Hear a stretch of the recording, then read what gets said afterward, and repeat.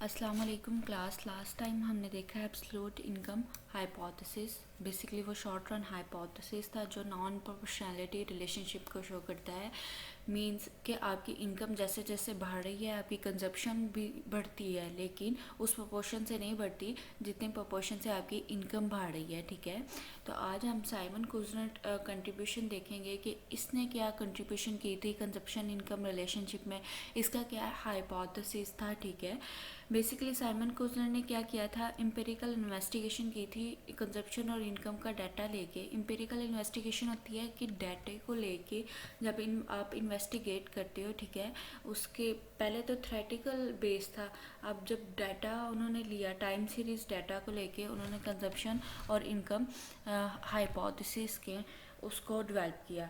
उनके अकॉर्डिंग 1869 में जो उन्होंने डाटा के अकॉर्डिंग कंजप्शन फंक्शन निकाला वो 0.84 था, और 1938 में कंजप्शन क्या होगी 0.89, यानी कि with the passage of time जैसे जैसे इनकम बढ़ रही थी वैसे वैसे कंजप्शन भी बढ़ गई। ठीक है, साइमन कुजनेट की कंट्रीब्यूशन बेसिकली लॉन्ग रन थी। ठीक है, लॉन्ग रन के लिए उसने कंट्रीब्यूट किया था।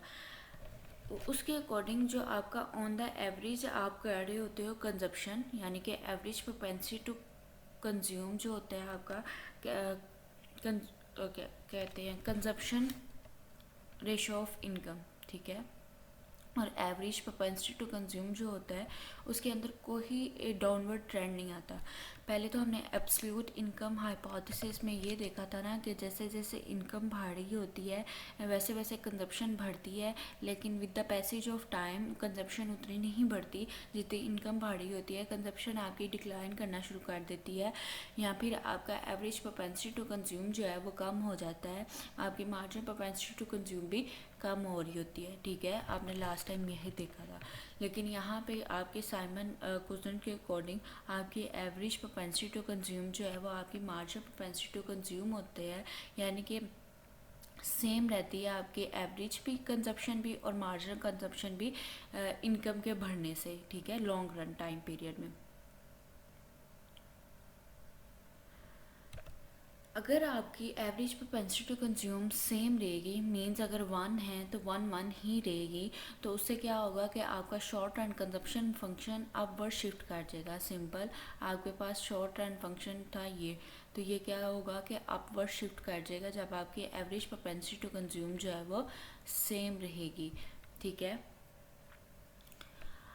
According to Kuznets short run consumption function जो है वो शो करता है नॉन प्रोपोर्शनल रिलेशनशिप। ठीक है, लेकिन कुजनेट ने जो रिलेशनशिप प्रेजेंट किया था वो गए प्रोपोर्शनल रिलेशनशिप को शो करता कंजप्शन फंक्शन और इनकम फंक्शन के। ठीक है, तो जैसे जैसे इनकम बढ़ती है कंजप्शन भी उतनी ही बढ़ती है, यानी कि आपका एवरेज प्रोपेंसिटी टू कंज्यूम और marginal propensity to consume same रहता है। पहले आपने नॉन प्रोपोर्शनल रिलेशनशिप पढ़ा था, अब आपने जो है लॉन्ग रन रिलेशनशिप और प्रोपोर्शनल रिलेशनशिप को स्टडी करने जा रहे हो। ठीक है, अकॉर्डिंग टू गुजरन जो आपके फॉलोइंग फैक्टर्स होते हैं जो शॉर्ट रन में आपकी कंजप्शन फंक्शन की शिफ्टिंग का कॉज बनते हैं। ठीक है, उसके अकॉर्डिंग जब भी आपकी वेल्थ बढ़ती है एक्यूमुलेट करती है इन लॉन्ग रन पीरियड, ठीक है, जब भी हाउस होल्ड्स की वेल्थ जो है वो एक्यूमुलेट होगी तो with the passage of time वो अपनी कंजप्शन काम नहीं करेंगे, बल्कि उनका कंजप्शन जो है वो अपवर्ड ही शिफ्ट करेगी, यानी कि जैसे जैसे इनकम बढ़ रही है या उनके पास वेल्थ ज़्यादा हो रही है तो वो कंज्यूम भी उतना ही करेंगे।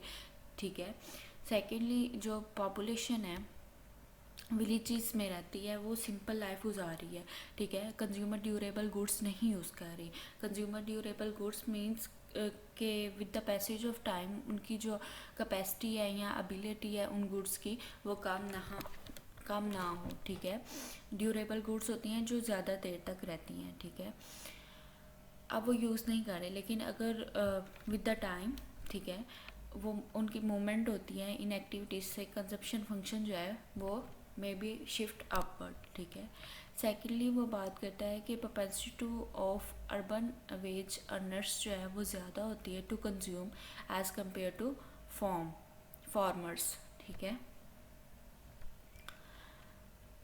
फिर उसके अलावा उसने बात की है कि जो आपके ओल्डर लोग होते हैं अगर वो पॉपुलेशन में बढ़ जाएं तो वो क्या होता है कि जो ओल्डर एज पीपल होते हैं वो अपनी सेविंग जो है उससे कंज्यूम करना स्टार्ट कर देते हैं, तो उससे भी आपका जो है कंजप्शन फंक्शन अपवर्ड शिफ्ट कर जाता है। ठीक है, उसके अलावा जब भी हेल्थ फैसिलिटीज़ होंगी, पब्लिक हेल्थ फैसिलिटीज़ की प्रोविजन होगी, डेथ रेट कम होगा, प्रोपोर्शन ऑफ वर्किंग जो है इकोनॉमी में ज़्यादा होगा, तो आपकी कंजप्शन फंक्शन भी शिफ्ट कर जाएगा अपवर्ड। उसके अलावा उसने जो आपकी डेवलप्ड इकोनॉमीज़ हैं उसकी बात की है कि जैसे यूएस है, उनका स्टैंडर्ड ऑफ लिविंग जो है बहुत हाई होता है और उनकी सोशल नीड है, उस नीड को फुलफ़िल करने के लिए वो न्यू से न्यू चीज़ें जो हैं वो परचेज़ करते हैं, लग्जरीज परचेज़ करते हैं। ठीक है, तो जब वो इन चीज़ों में इंगेज्ड रहते हैं ना, तो वो क्या होता है कि उनका कंजप्शन फंक्शन जो है वो अपवर्ड शिफ्ट कर जाता है, क्योंकि उनके लिए जो लग्जरीज वगैरह हैं वो उनकी सेंशनल्स बन जाती हैं, ज़रूरियात बन जाती हैं। ठीक है, इन सब फैक्टर्स को उसने देखते हुए डायग्रामेटिकली आपको बताया है कि एब्सोल्यूट इनकम हाइपोथेसिस हमें शॉर्ट रन देती है कब, लेकिन जब आप एब्सोल्यूट इनकम हाइपोथेसिस के थ्रू आपका जब शॉर्ट रन कर्व जो है इन फैक्टर्स की वजह से अप पर शिफ्ट करता है, तो इनमें जो पॉइंट्स होते हैं उनको जब आप आपस में मिलाते हो तो आपके पास लॉन्ग रन जो है कंजप्शन फंक्शन आ जाता है, जो आपके पास प्रोपोर्शन रिलेशनशिप को बता रहा है कि जितनी कंजप्शन बढ़ रही है, जितनी इनकम इंक्रीज़ हो रही है उतनी ही कंजप्शन इंक्रीज़ हो रही है। ठीक है, जितनी इनकम इंक्रीज़ हो रही है उतनी ही कंजप्शन, लेकिन पहले ऐसा नहीं था। ठीक है, पहले आपकी एवरेज प्रोपेंसिटी टू कंज्यूम जो है with the passage of time decrease करती जाती है और आपकी जो मार्जिनल प्रोपेंसिटी टू कंज्यूम है वो लेस देन होती है आपके एवरेज प्रोपेंसिटी टू कंज्यूम के, आपकी एब्सोल्यूट इनकम हाइपोथेसिस में। ठीक है, उसके बाद उसने जो है कुछ इस डायग्राम के पॉइंट्स के बारे में बताया हुआ है कि अगर बिलो द पॉइंट्स होंगे तो यहाँ पे आपका क्या होगा, बूम का पीरियड होगा, यानी कि यहाँ पे आपकी इनकम जो है वो ज़्यादा होगी एज़ कम्पेयर टू कंजप्शन यहाँ पे जैसे। ठीक है, और जो अबव द पॉइंट्स होंगे वो क्या आपके शो कर रहे होंगे, ये वाला। ठीक है, और ये वाला, ये पॉइंट्स ये शो कर रहे हैं कि आपकी इकोनॉमी में जो है वो स्लम्ड है, यानी कि आपकी कंजप्शन ज़्यादा हो रही है, आपकी इनकम उतनी नहीं है। ठीक है, जो जी एच और के पॉइंट है यहाँ पे क्या है, आपकी एवरेज प्रोपेंसिटी टू कंज्यूम जो है मार्जिनल प्रोपेंसिटी टू कंज्यूम के इक्वल है। ठीक है, कंजप्शन इक्वल है आपके इनकम के। उसके बाद उन्होंने कहा है कि आप प्रोपोर्शनैलिटी रिलेशनशिप कैसे शो करते हो कंजप्शन और इनकम का, उसके लिए आपके पास सिंपल इक्वेशन है जहाँ पे कंजप्शन आपकी इंड्यूस इनकम का जो है फंक्शन है इंड्यूस कंजप्शन का। ठीक है, यानी कि इनकम के चेंज होने से आपकी कंजप्शन चेंज हो रही है। पहले आपने ऑटोनोमस कंजप्शन का भी फैक्टर था अंदर, इसमें जहाँ पे प्रोपोर्शन रिलेशनशिप होगा वहाँ पे आपका ऑटोनोमस फैक्टर नहीं आएगा। ठीक है, ऑटोनोमस क्या होता है कि आपकी इनकम के बढ़ने या ना बढ़ने से आपकी कंजप्शन जो है नहीं बढ़ रही होती। ठीक है, लेकिन यहाँ पे इनकम के डिक्रीज़ और इंक्रीज़ होने से आपकी कंजप्शन भी इंक्रीज़ और डिक्रीज़ होगी। अब इस रिलेशनशिप को शो करने के लिए उन्होंने आपको ग्राफिकली ये टेबल दिया हुआ है, टेबल गिवन है, और ग्राफिकली भी उन्होंने आगे रिप्रेजेंट किया हुआ है कि कैसे एवरेज प्रोपेंसिटी टू कंज्यूम जो है वो मार्जिनल प्रोपेंसिटी टू कंज्यूम के इक्वल होती है। ठीक है, यहाँ पे उन्होंने आपके पास इनकम दे दी हुई है। ठीक है, रैंडमली उन्होंने 50 के गैप से आपको इनकम दे दी हुई है, कंजप्शन भी उन्होंने गिवन है। एवरेज प्रोपेंसिटी टू कंज्यूम कैसे निकालते हो, कंजप्शन आवर इनकम रेशो। ठीक है, और मार्जिनल प्रोपेंसिटी टू कंज्यूम क्या होता है, चेंज इन कंजप्शन और चेंज इन इनकम। अब देखें आपके पास एवरेज प्रोपेंसिटी टू कंज्यूम भी सेम है और मार्जिनल प्रोपेंसिटी टू कंज्यूम भी सेम है। ठीक है, और उन्होंने कंजप्शन फंक्शन में जो है वो वैल्यूज़ पुट कर दी हुई हैं, और देखें with the passage of time आपका कंजप्शन जो है वो बढ़ रही है। ठीक है, यहाँ पे इनकम भी इंक्रीज़ हो रही है और आपकी कंजप्शन भी बढ़ रही है। ठीक है, और एवरेज प्रोपेंसिटी टू कंज्यूम और marginal propensity to consume same रहती है और ये लॉन्ग रन में होता है। ठीक है, अब जो आपके पास स्केजुअल था अबाव टेबल, उसके थ्रू उन्होंने ग्राफिकली जो है वो आपको बताया है, ठीक है।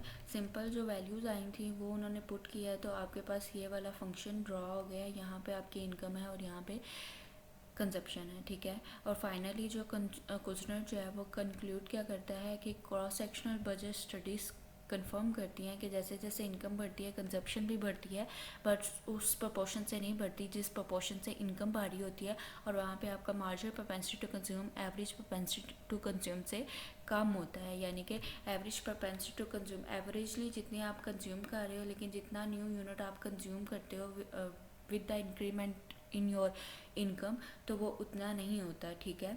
यानी कि लेस देन ही होता है मार्जिनल प्रोपेंसिटी टू कंज्यूम। और शॉर्ट रन डाटा क्या आपका ये भी कंफर्म करता है कि marginal propensity to consume less than average propensity to consume होती है।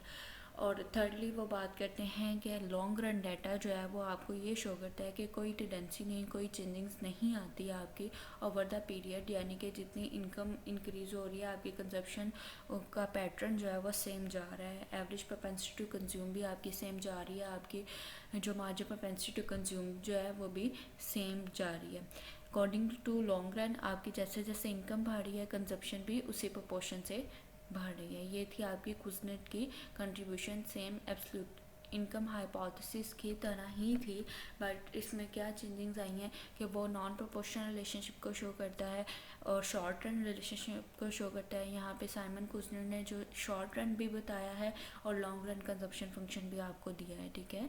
अल्लाह हाफिज़।